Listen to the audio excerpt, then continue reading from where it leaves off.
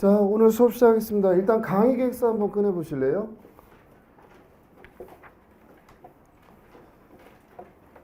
그 작년까지는 이 기출사례 특강을 그 본강의에서 별도로 이제 유료 특강으로 뺐는데 그 문제점이 뭐였냐면 이게 기출사례집이 따로 있고 사례집이 따로 있다 보니까 이제 2기 과정에서 사례집에 집중하다 보니까 기출사례집을 반복해서 이제 못 보시는 그런 문제가 좀 있더라고요. 그래서 아예 이번에는 사례집에다가 기출사례 특강을 그냥 집어넣기 때문에 요게 이제 어떻게 보면 기출사례집도 있고 예상사례집도 있기 때문에 이게 그래서 이름을 통합사례집이라고 이제 이름을 붙였는데 끝까지 이거는 여러분들 기출은 한 번 기출됐던 건 반드시 또 나올 수 있기 때문에 굉장히 중요한 의미를 갖습니다. 그래서 이 교재 한 권을 여러분들 그 어느 거 하나 빠뜨리지 않고 잘 좀 돌려서 보시면 될 것 같고 그렇게 따지니까 이제 총 8회, 2기가 이제 8회 강의인데 첫날 기출사례 특강에다가 이제 할애를 하다 보니까 기존에 이제 8회가 진행됐던 수업이 이제 7회로 줄잖아요. 그러니까 지금 무조건 보강을 한번 하겠다 이건 아니지만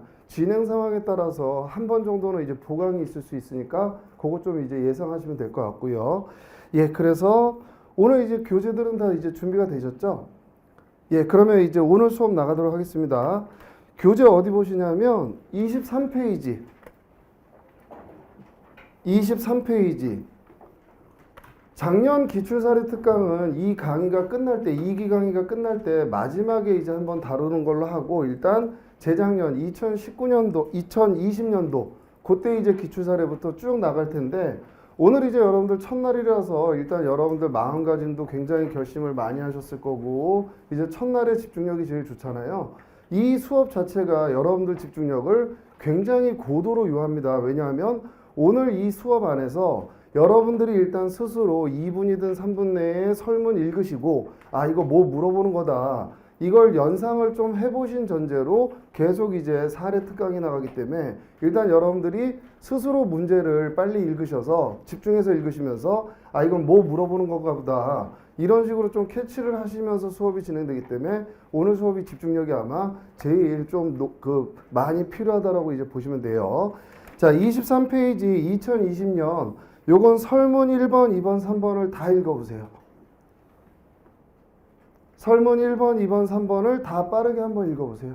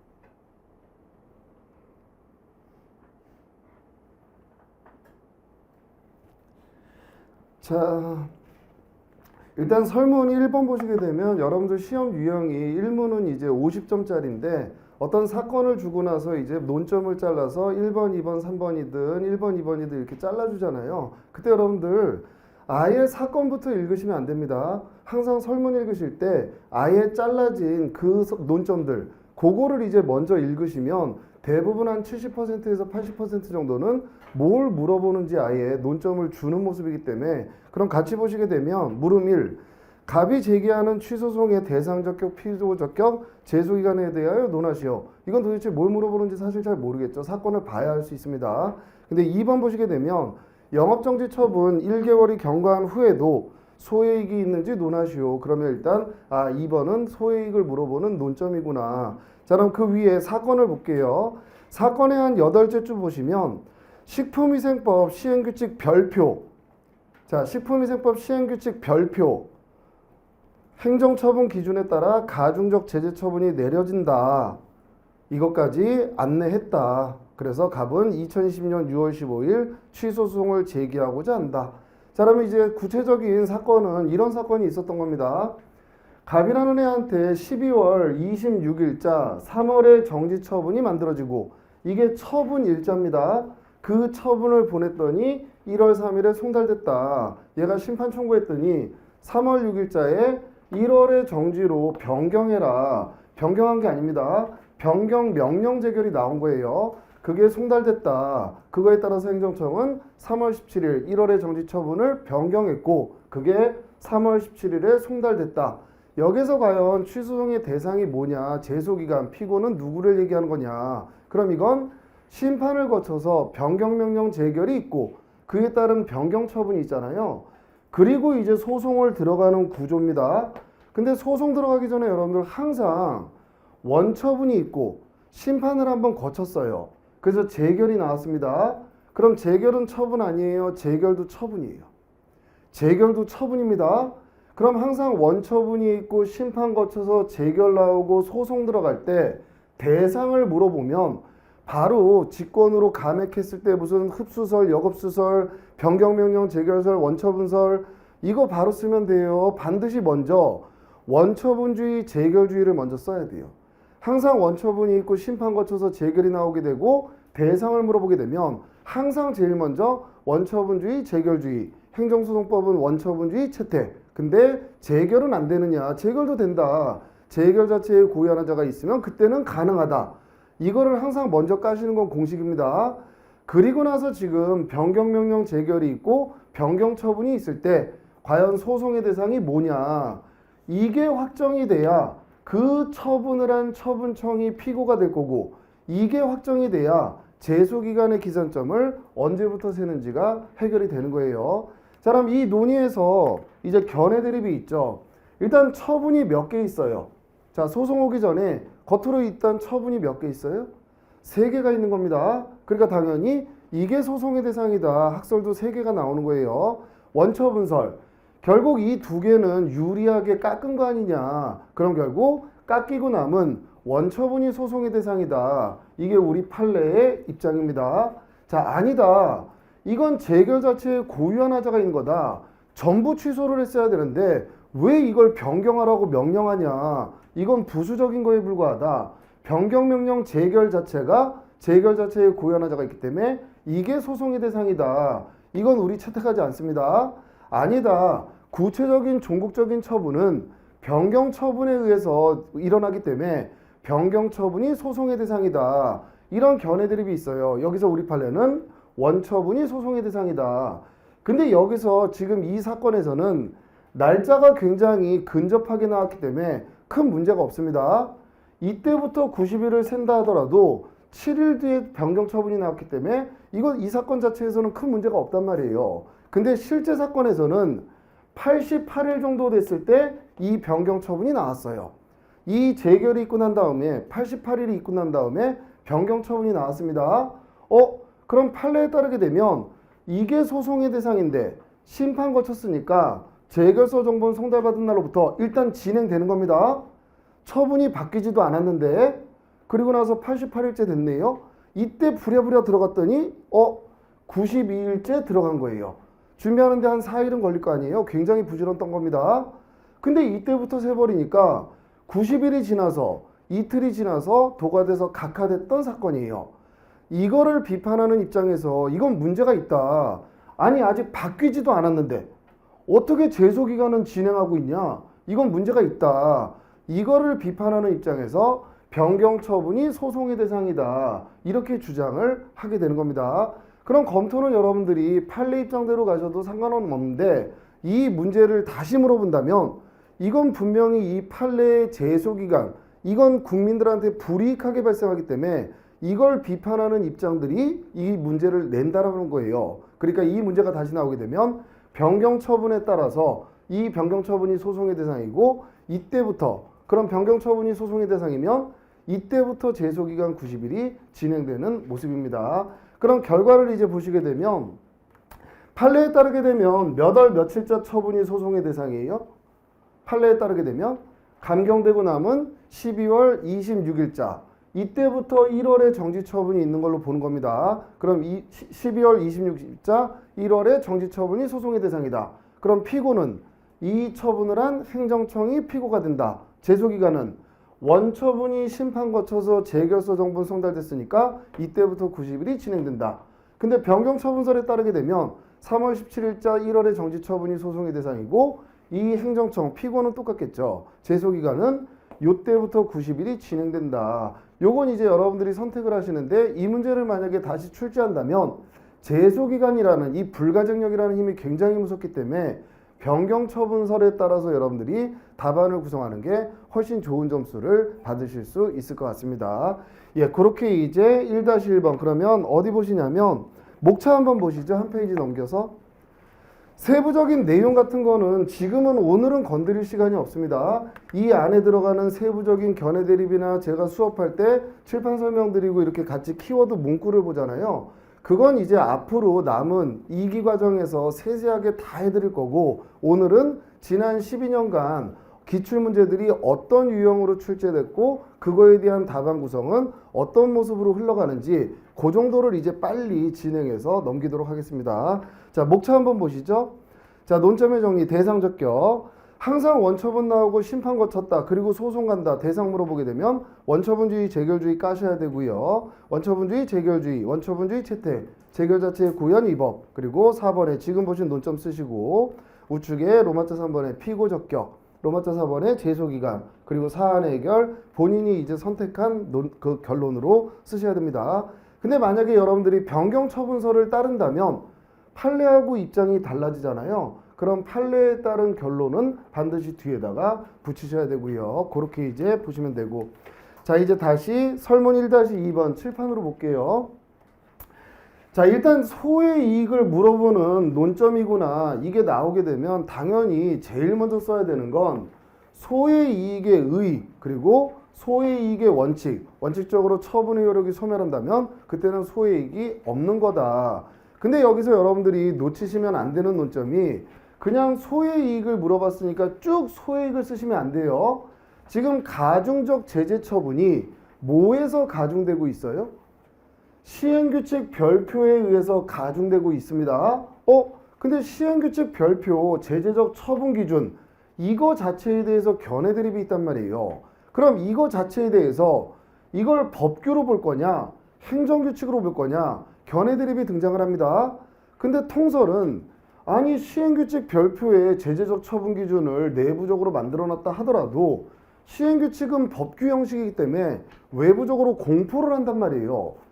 그럼 국민은 당연히 이대로 이루어지지 않겠느냐. 이걸 신뢰하기 때문에 이건 법규로 봐야 된다. 그럼 통설은 이걸 법규로 봅니다.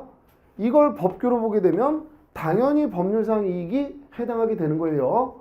근데 이거에 대해서 우리 판례는 뭐로 봐요? 아니다. 시행령 별표는 법규지만 시행규칙 별표는 내부적 사무처리 기준에 불과하다. 그러니까 우리 판례는 이거의 성질 자체를 법규가 아니라고 봐요. 이건 행정규칙에 불과하다고 봅니다. 그럼 판례 입장에 따르게 되면 소의 이익에서는 법률상 이익이라고 명문 규정이 돼 있는데 이걸 행정규칙으로 봐버리게 되면 일단 여기에 들어가지 못하는 문제가 생기죠. 여기에 들어가지 못하는 문제가 생깁니다. 만약에 판례도 이걸 법규로 보면 당연히 법률상 이익이 인정되는 거예요. 여기에서 일단 이거 자체에 대한 성질을 우리 판례는 법규가 아니다, 행정규칙으로 본다, 이거를 먼저 깔아줘야 과연 이런 경우에 취소 판결을 내릴 쓸모가 있나? 과거의 대법원은 이건 행정규칙에 불과하기 때문에 법률이 아니기 때문에 소외이익이 없다, 각하를 해왔단 말이에요. 근데 얘가 다시 적발됐을 때 행정청은 내부적으로 이 기준을 따를 수밖에 없기 때문에 가중된 제재 처분이 나올 게 불보듯이 뻔하더라는 거예요. 그렇게 자꾸 이루어지고, 그러니까 대법원이 입장을 변경해서 이거 자체의 성질은 법규가 아니라고 보는데 소의 이익에 와서는 이거 취소 판결 내려줄 쓸모가 있다, 이렇게 판시를 하기 때문에 이 시행규칙 별표 사건이 우리 판례가 소의 이익의 범위를 확대했다라는 신호탄이 되는 첫 번째 사건이라고 얘기를 하는 겁니다. 그래서 이 사건이 굉장히 중요한 의미를 갖게 되는 거고요. 그럼 이제 이 내용들 먼저 쓰신 다음에 소의 이익에 관한 논쟁은 여러분들이 이제 잘 연습이 돼 있으실 테니까 요거 이제 다시 한번 정리해 보면, 자, 1월의 기간이 이미 지났습니다. 그럼 이 효력이 소멸돼 있어요. 취소 판결을 내릴 취소의 대상인 유효가 이미 소멸돼 있죠. 과연 이런 경우에도 취소 판결을 내릴 쓸모가 있나? 분명히 법조문에는 취소라고 돼 있습니다. 이건 취소 소송을 전제하는 거고 취소 판결을 의미하는 거예요. 회복되는 법률상 이익이라고 돼 있는 거예요. 이때 일단 법률상 이익의 의미를 어떻게 볼 거냐? 법률상 이익설, 이건 원고적 격하고 동일하게 취소해주면 개별적, 구체적, 직접적으로 소멸했던 게 되살아나는 이런 권리나 지위가 있어야 된다, 그런 개구직을 의미한다. 이 입장에서는 그럼 취소는 뭘 의미하는 거냐? 진짜 뭔가 취소할 게 있어야 된다. 그러니까 이 취소는 진짜 취소 소송만 의미한다, 진짜 뭔가를 제거하는 취소 판결만을 의미한다. 이게 법률상 이익설의 입장. 아니다, 이건 원고적 격이 아니라 소의 이익에 관한 조문 아니냐. 그럼 원고적 격처럼 그렇게 엄격하게 볼 필요가 없다. 원고는 지금 처분의 효력이 소멸됐다 하더라도 취소 판결을 달라고 기다리고 있잖냐, 취하 안 하고 있잖냐. 그럼 국민의 입장에서 보게 되면 뭔가 꼭 회복되지 않다 하더라도 명예나 신용이든 이런 거라도 회복할 필요가 있다라고 달라고 하니까 여기서 말하는 법률상 이익은 개구직보다 넓게 이 사람이 필요하다라고 이 판결을 요구하면 그때는 내려주자. 그게 정당한 이익설. 그럼 요 입장에 따르게 되면 이 취소의 의미가 취소할 게 있으면 그건 당연한 겁니다. 꼭 진짜 취소만을 의미하는 거냐? 아니면 그 취소 판결의 의미가 과거의 그 처분이 위법했다라는 걸 확인하는 의미에서라도 취소 판결 내려줄 필요가 있는 거냐? 확인하는 의미에서라도 취소 판결 내려줄 필요가 있다. 그럼 여기서는 분명히 취소 소송이라는 걸 전제로 취소를 해놨죠. 여기서는 분명히 취소 소송의 취소 판결을 전제로 일단 써놓은 거잖아요. 그 의미는 꼭 진짜 취소 소송만 얘기하는 거예요. 그 취소 소송은 겉모습은 취소 소송이지만 위법을 확인하는 소송까지도 포함한다는 거예요. 위법을 확인하는 소송까지도 포함한다는 개념입니다. 그래서 여러분들 요거를 꼭 대칭해서 반드시 잘 써주셔야 돼요. 이 취소의 의미가 여기선 진짜 취소 소송, 여기서는 위법을 확인하는 의미의 소송까지도 포함하는 개념이다. 그럼 여기에 판례는 확대 중이다. 그래서 여러분들이 늘상 연습해 오신 게 여기 들어가는 게 시행규칙 별표 사건, 그리고 이미 효력이 소멸한 임시이사 선임 처분 사건, 그리고 유일하게 명예신용을 이유로 해서 취소 판결 내려줬던 고등학교 퇴학 사건, 요것들을 이제 여기다 집어 넣으시는 겁니다. 그리고 검토는 이제 뭘로 검토해요? 정당한 이익설로 가셔야 됩니다. 지금 여러분들 결국 법원의 입장에서 취소 판결을 내릴 쓸모를 판단할 거냐, 아니면 국민의 입장에서 국민은 어렵게 시간과 비용을 들여서 소송까지 와서 이미 효력이 소멸됐더라도 판결을 받길 원한다라는 거예요. 그럼 대부분의 학자들은 정당한 이익설을 채택하기 때문에 여러분들도 정당한 이익설에 따라서 판시를 해주셔야 됩니다. 그럼 지금 이 사건에서는 우리 판례도 시행규칙 별표의 경우에는 소액을 인정했잖아요. 그럼 판례하고 내 입장하고 똑같기 때문에 어차피 여기서는 판례를 뒤에 붙일 필요가 없습니다. 근데 만약에 실제로 판례가 소의 이익을 부정했던 사건, 이걸 여러분들한테 케이스로 주네요. 그럼 정당한 이익설에 따르게 되면 소액이 인정되는 경우가 더 많습니다. 그럼 내 입장에 따르게 되면 소액이 인정되죠. 그럼 그때 다만 판례는 이 사건에서 유사한 사건에서 소액을 부정했다. 그런 식으로 이제 뒤에 붙이시는 모습이 되는 겁니다. 자, 그럼 이것도 목차로 정리할게요. 자, 설문 1-2에 관하여 로마자 2번에 시행규칙 별표의 법적 성질, 이거를 반드시 앞에 깔으셔야 됩니다. 그래야 우리 판례가 이거를 법규가 아니라 행정규칙으로 보고 있다. 그래야 뒤에서 이제 논쟁에서 판례가 근데 확대하고 있는 판례다. 이런 것들이 이제 등장하기 때문에 그 구조를 보시면 되고요. 밑에 로마자 3번에 협의의 소액은 쭉 여러분들 훈련하신 대로 쓰시면 되고요.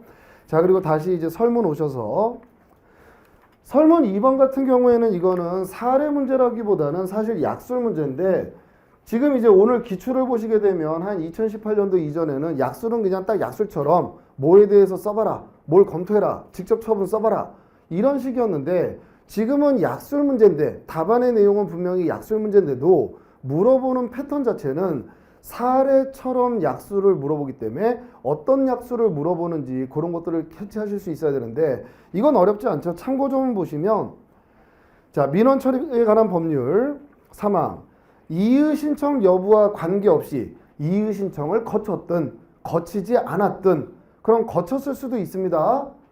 그거와 관계없이 행정심판 또는 소송을 제기할 수 있다.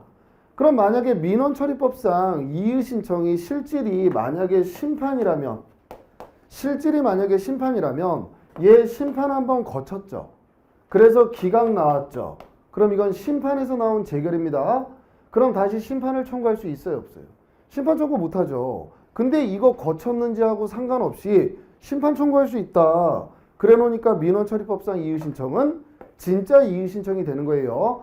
그럼 결국 여기서 물어보는 건 이의 신청하고 행정심판 이 두 개의 차이점이 어떤 게 있느냐. 그래서 결국 민원처리법상 이의 신청은 실질이 이의 신청이다. 이건 이의 신청과 여러분들 약술집에도 있는 이의 신청과 행정심판의 구별, 그 약술을 그대로 갖다가 옮기시는 문제입니다. 그래서 이거 실제로 출제됐을 때 이 약술집에 이의 신청과 행정심판을 준비했던 그 선생님들이 거의 없었기 때문에 굉장히 이제 학생분들이 이제 답안을 잘 쓰고 나왔던 그랬던 문제였던 것 같아요. 예, 그렇게 보시면 되고 문제 3번. 오늘 보충 자료 한번 보실래요? 보충 프린트, PPT 자료 말고. 요 문제 3번이 여러분들 기본서에도 있는 판례입니다. 요 사건을 가지고서 이제 문제를 만들었는데 밑줄 친 것만 볼게요. 부작위법 확인 소송입니다. 넷째 줄. 신청을 인용하는 적극적 처분을 하거나 밑에 소극적 처분을 하여야 할 법률상 응답 의무가 있다. 근데 밑에 근데 아무런 응답 안 하고 있으면 부작위는 그 자체로 위법하다. 구체적으로 그 신청이 인용될 수 있는지 여부는 소극적 처분, 거부 처분에 대한 거부 처분도 할 수 있습니다. 그 거부 처분 나오면 항고소송의 본안에서 판단되어야 할 사항이다. 자, 그럼 여러분들 우리 대법원은 부작위법 확인 소송의 심리 범위를 행정청이 어떤 처분을 해야 되는지까지 심리해요. 신청권이 있는지까지 심리하고 딱 끝나요. 신청권이 있는지까지만 딱 심리하고 끝나버리는 겁니다. 그러니까 이 부작위법 확인 소송에서는 얘가 신청권이 있나?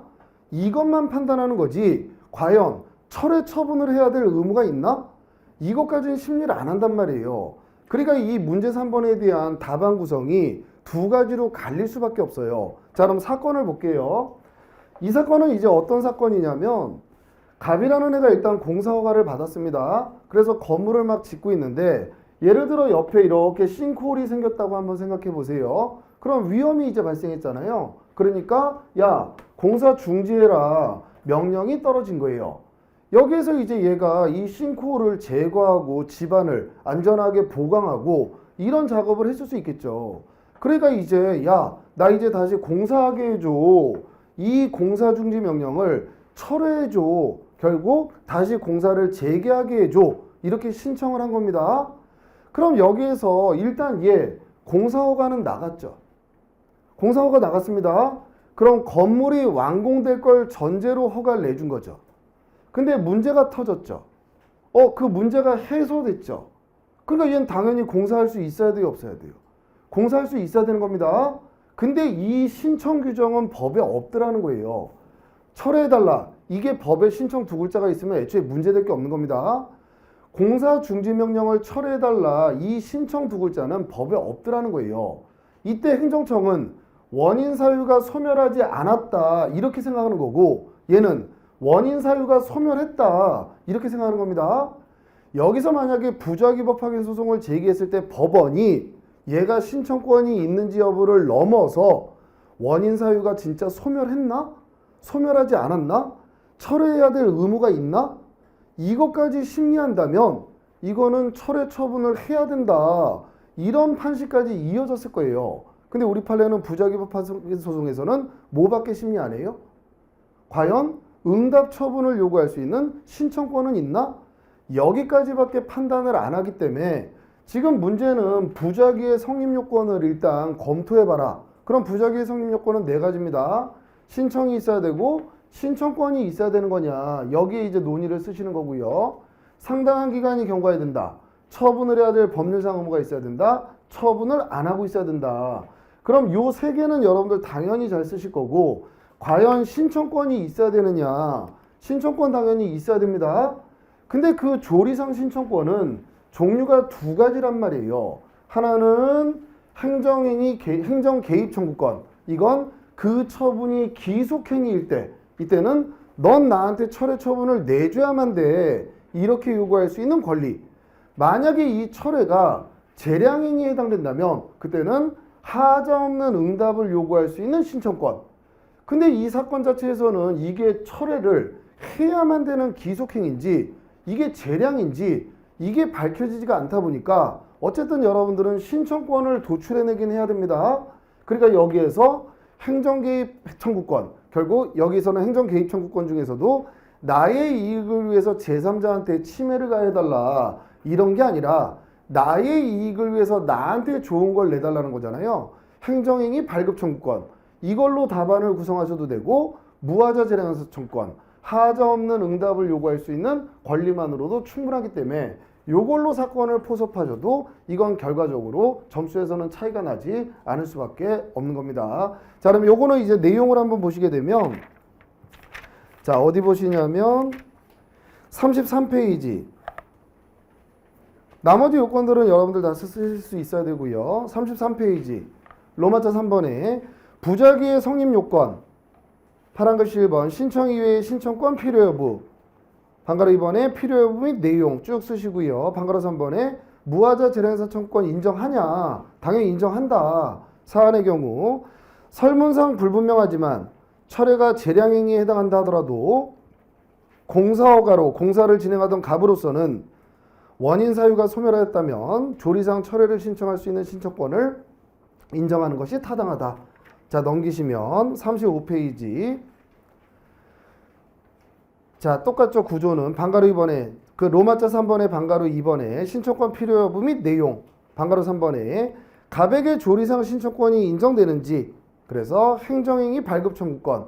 이거의 자체에 대해서는 여러분들 견해 대립 자체가 자기의 이익을 위해서 제3자한테 침익을 가해달라. 여기에서 견해 대립이 생기는 거지. 이런 경우에 주민등록이 불법으로 유출됐을 때 이거에 대해서 주민등록번호 변경 신청했을 때 우리 판례는 당연히 변경해줘야 된다. 이건 행정행위 발급 청구권입니다. 그러니까 여기서는 인정 여부에 관한 견해 대립을 쓰는 게 아니라 그 로마자 동그라미 2번의 판례 주민등록번호 이 사건 요거를 여기다 갖다 쓰시고 당연히 인정해야 된다. 그렇게 넘어가셔도 충분해요. 그래서 오늘 요거는 꼭 한번 써보세요. 주민등록 판례 요 동그라미 2번 판례 요거는 오늘 꼭 한번 써보세요. 이 주민등록 사건 자체가 다시 여러분들한테 시험으로 등장할 수 있습니다. 이걸 사례화해서. 그래서 요거 한번 꼭 써보시고요. 그리고 넘기시면 나머지 부작위 요건. 그리고 주의하실 게 부작위의 성립 요건 문제 물어보게 되면 여기서 멈추시는 분들이 상당히 많아요. 부작위에 신청권이 필요한지 이게 워낙에 메인 논점이다 보니까 부작위 신청권 필요한가? 그래서 조리상 신청권을 막 씁니다. 그리고 나서 이 세 개를 써야 되는 걸 깜빡깜빡 놓치시는 분들 많아요. 이거 절대 여러분들 빠뜨리시면 안 됩니다. 이 네 가지가 다 충족돼야 그때 부로서 부작위가 성립되는 모습이기 때문에 이 세 가지 이제 빠뜨리지 마시고요. 자, 이제 어디 보시냐면 그 다음 37페이지. 여기는 1번, 2번만 읽어보세요. 설문 1번, 2번. 오늘 수업에서 약술은 따로 언급을 안 하고 약술은 말 그대로 여러분들이 그대로 모범 답안 가지고 가서 이제 훈련하시면 됩니다. 그리고 복습하시는 방법은 오늘 수업 끝날 때 기출 사례들을 이 2기 과정에서 어떻게 복습하실지 다시 그 방법에 대해서 설명드릴 테니까 오늘은 일단 약술을 제외한 사례만 일단 정리한다고 생각하시면 돼요. 설문 1번, 2번 읽어보시죠.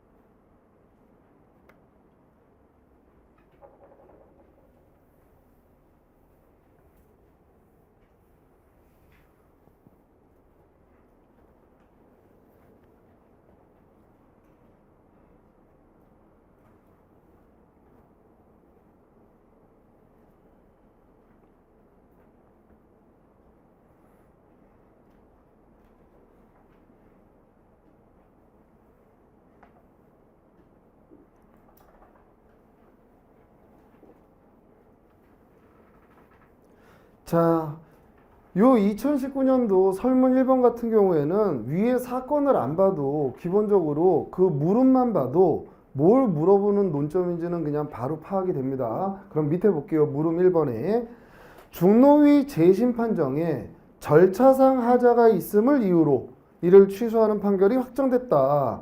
중노위가 이런 확정 판결에 기속되는 경우 아예 기속력을 물어보고 있습니다. 어떤 의무를 부담하는지를 논하시오. 결국 기속력 쓰라는 거고요. 물음 2번. 소송 계속 중 유인물 배포 행위가 정당하지 않은 노동조합 행위에 해당하여 징계 사유에 해당한다고 추가적으로 주장한다. 이 주장이 타당한지를 검토하시오. 이건 처분 사유에 추가 변경을 물어보는 모습입니다. 자, 그럼 이제 1-1부터 볼게요. 자, 기본적으로 이제 재결주의에 해당하는 진호위의 원처분이 있고 중노위 갔더니 또 기각재결이 나왔습니다. 그럼 일단 15일 이내에 소송 들어가야 되는데 여기서 물어보는 건 이 취소송에서 이게 취소됐대요. 근데 그 이유가 절차의 하자가 있어서 다른 데는 문제가 없는데 절차의 하자가 있기 때문에 이게 위법하다, 취소됐다. 그럼 이때 중노위한테는 중노위는 이 취소 판결에 기속을 받기 때문에 어떤 의무가 발생하는 거냐. 그럼 결국 당연히 이거는 우리 행정소송법 제30조를 보게 되면 자, 이 항이 거부가 취소되게 되면 재처분해라. 이게 2항입니다. 근데 3항에 뭐라고 되어 있냐면 거부뿐만이 아니라 어떤 처분이라도 절차의 하자가 있어서 취소되면 2항을 준용한다. 이렇게 되어 있단 말이에요. 그럼 결국 기속력에 관한 내용 쭉 쓴 다음에 중앙노동위원회는 어떤 의무를 부담해요? 판결 이후에서 적시된 절차상의 하자를 시정해서 제대로 된 처분을 해야 될 의무가 발생한다. 결국 기속력을 그냥 정면으로 25점짜리로 그냥 물어본 거예요. 그럼 기속력은 여러분들 답안 구성이 기속력의 의 쓰시면 되겠죠. 그리고 기판력과의 구별 쓰시면 되고, 기속력의 범위, 주관적 범위 누구를 구속해요? 원고 아니에요. 행정청, 관계행정청을 기속한다. 객관적 범위, 어느 범위에서 기속력이 발생해요? 애초에 위법하다고 취소된 그 판결 이후에 적시된 그 이유와 동일한 이유를 들어서 반복하는 게 금지되는 거지, 다른 이유를 들어서 하는 건 그건 기속력에 반하지 않습니다. 시간적 범위, 기속력은 어느 시점에 처분이 위법했다는 의미를 가져요? 처분 시점에 이 처분이 위법했다는 의미를 갖기 때문에 그 처분, 취소된 그 처분 이후에 새로 생긴 사정, 법령의 개정, 이걸 이유로 다시 하는 건 그건 기속력에 반하지 않습니다. 자, 기속력의 내용, 반복금지, 재처분 의무, 결과제거 의무, 이거 다 쓰신 다음에 사안의 해결 정도만 여러분들이 쓰시면 되고요. 자, 그러면 이건 사안의 해결만 볼게요. 40페이지. 자, 로마자 3번의 사안의 해결. 중앙노동위원회의 재심 판정이 절차상 하자가 있음을 이유로 취소 판결이 확정되면 중노위는 재심 신청에 대하여 판결 이후에서 설치된 절차상의 하자를 보완하여 새로운 재심 판정을 내려야 할 의무가 발생한다. 이렇게 이제 사안 해결 붙이시면 되고요. 자, 이제 첫 추변. 설문 1-2는 첫 추변인데 요것도 일단 사안의 해결을 두 가지로 나눠서 가질 수 있습니다. 왜 그런 일이 벌어지냐면 여러분들이 처분 사유 추가 변경에서 예를 들어 정당한 이유 없이 계약을 이행하지 않았다. 정당한 이유 없이 너 왜 공사 안 했어? 그걸 이유로 입찰 참가 자격 제한 처분했네요. 소송 제기했습니다. 근데 갑자기 너 왜 공무원한테 뇌물 줬어? 법관님 얘 공무원한테 뇌물 줬어요. 그랬더니 우리 판례가 그거 기사동 인정해요, 안 해요? 기사동 인정하지 않습니다. 이렇게 명백하게 판례가 딱 있는 사건, 이거를 가지고 물어보게 되면 그땐 당연히 판례 결론대로 이건 기사동이 인정된다, 인정 안 된다, 이렇게 흘러가면 됩니다. 근데 이 출제자가 제일 많이 창작해서 내는 유형 중에 그 논점 중에 어떤 게 창작 사례를 많이 내냐면 처분사유 추가 변경이에요. 이 처분사유 추가 변경은 법에 다음 각호에 하나에 해당하면 이런 것들이 무수히 법에 많단 말이에요. 그러니까 4호하고 6호도 한번 내보고 5호하고 7호도 한번 내보고 명시적인 판례가 없어도 첫 추변에서는 사건을 많이 만들어낸단 말이에요. 그러다 보니까 여기에서는 과연 이제 기본적 사실관계의 동일성이 있나? 이거를 판단하는 게 그렇게 쉽지 않습니다. 그래서 여러분들 머릿속에 명시적인 판례로 기억이 없는 사건들이 등장하면 이건 처분사유의 추가 변경이 인정된다. 이건 이러이러해서 인정 안 된다. 이건 여러분들이 선택하셔도 점수에는 불이익이 없습니다. 그럼 이건 모범 답안을 먼저 볼게요. 어떤 식으로 답안을 구성해서 쓰시는지 42페이지.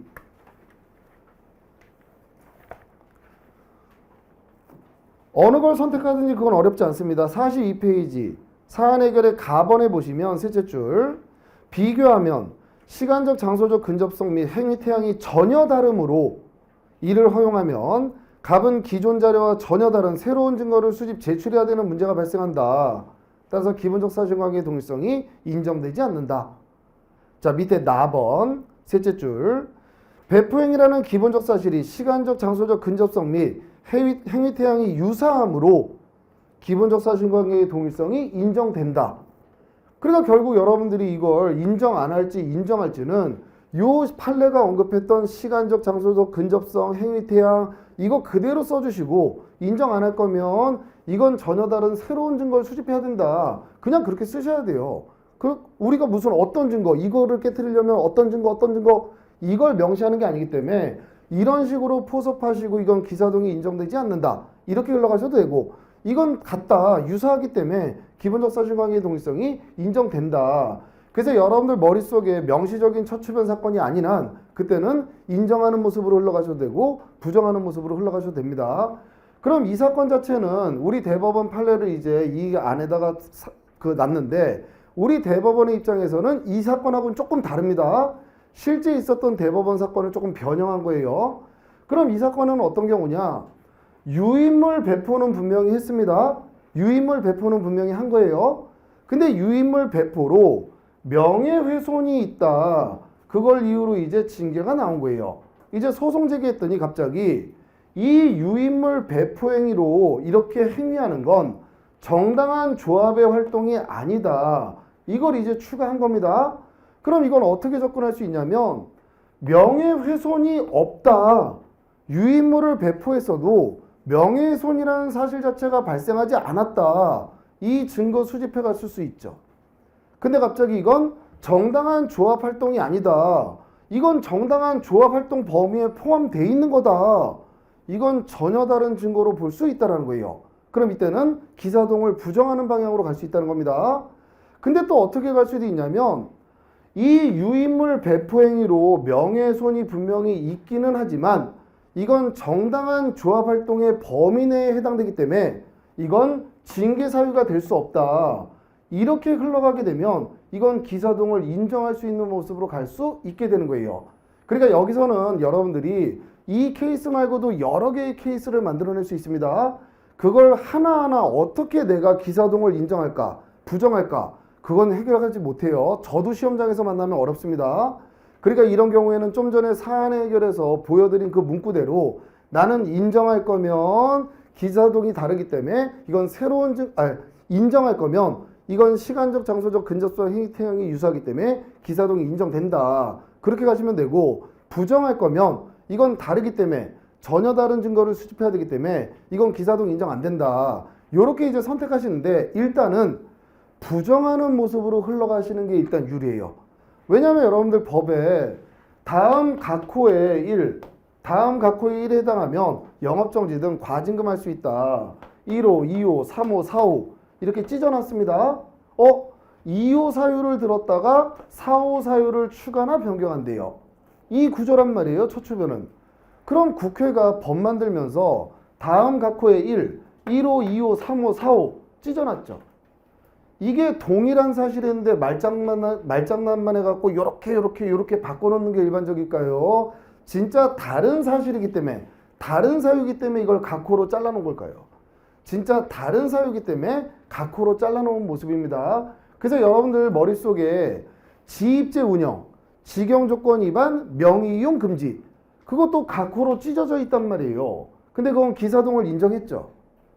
그게 굉장히 특이한 판례입니다, 여러분들. 오히려 다음 각호의 하나에 해당 분명히 달랐는데 우리 판례가 기사동을 인정한 사건들 그게 굉장히 법적으로는 특이한 사건이에요. 그거 이외에는 우리 판례는 전부 기사동이 인정되지 않는다라고 보는 게 일반적이기 때문에 만약에 여러분들 머릿속에 전제는 여러분들 기본서에 있는 기사동을 인정한 사건, 인정하지 않은 사건 정도는 여러분들 꼭 기억하셔야 돼요. 거기에 해당하지 않는 사건이 등장하면 기사동이 인정되지 않는다. 이렇게 흘러가시게 되면 훨씬 답안이 두 줄이라도 더 쓰게 돼요. 전혀 다른 새로운 증거를 수집해야 되고 이런 문구들을 써야 되기 때문에 그게 여러분들 답안 작성하는 테크닉으로는 유리하다고 생각하시면 됩니다. 그럼 처분사유 추가 변경의 논점은 어렵지 않죠. 긍정설은 소송 경제 한 번에 끝내자. 부정설은 원고 보호, 절충설은 기사동이 인정되는 경우에 한해서만 인정하자. 그럼 이제 빠뜨리시면 안 되는 게 기본적 사실관계의 동일성이 있는지는 어떻게 판단할 거냐. 법률만 놓고 평가하는 게 아니라 사회적 사실관계 이걸 개별적으로 종합적으로 구체적으로 해서 판단해 봐야 된다. 여기에 시간적 장소적 근접성 행위 태양 이런 문구가 등장하는 거고요. 어느 시점에 사유를 가지고 추가 변경을 논하는 거냐. 처분의 위법성 판단 시점은 처분 시기 때문에 처분 시점에 있었던 사유를 가지고 추가 변경을 논해야 한다. 요 내용 이제 쓰시고 난 다음에 좀 전에 보신 사안 해결 그걸로 이제 포섭을 하시면 되는 모습이고요. 자, 그리고 설문 2번 다시 볼게요.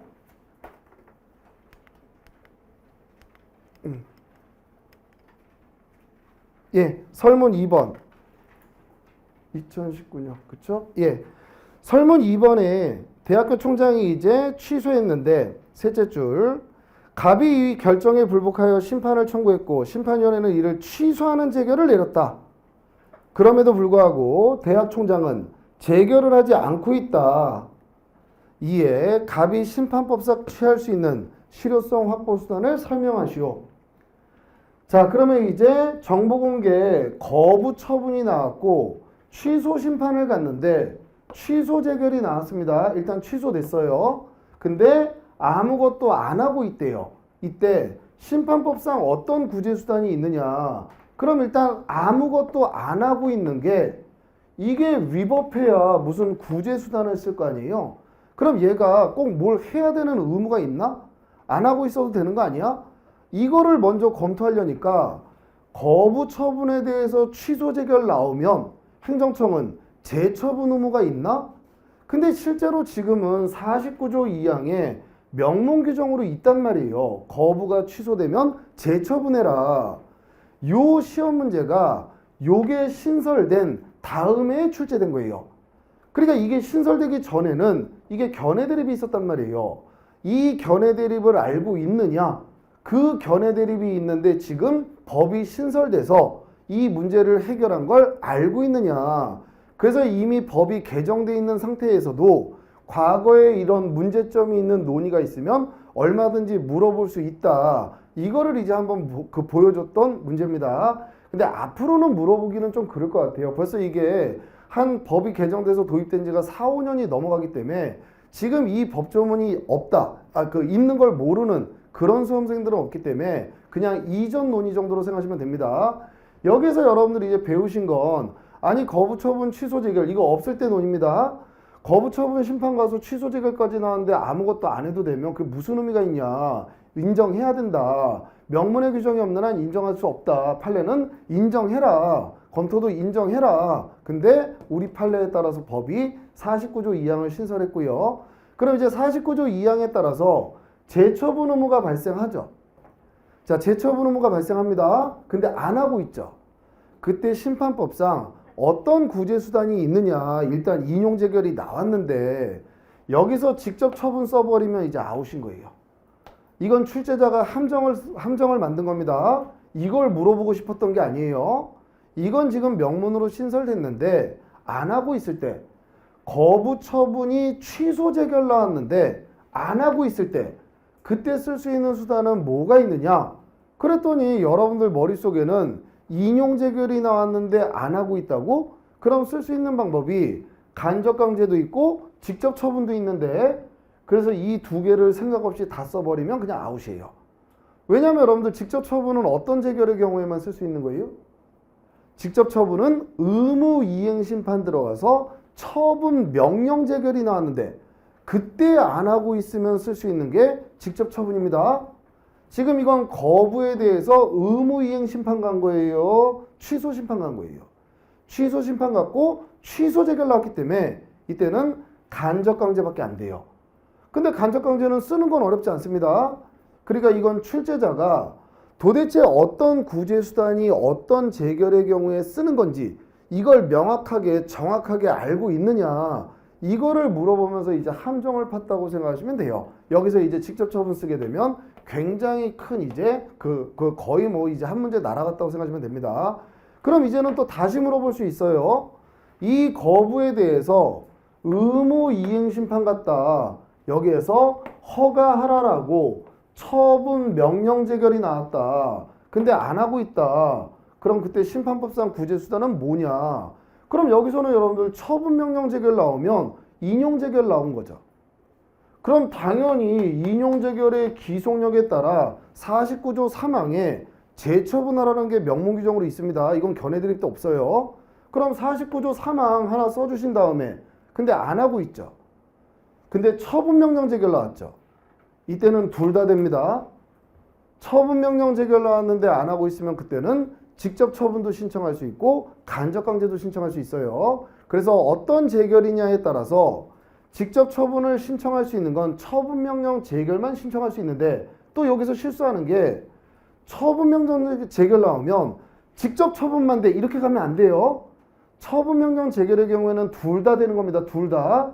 그러니까 직접 처분은 처분 명령 재결만 그렇게 기억하시고 간접 강제는 모든 인용 재결의 경우에 다 쓸 수 있는 수단이다. 그렇게 이제 꼭 갈래길을 타서 꼭 좀 기억을 하세요.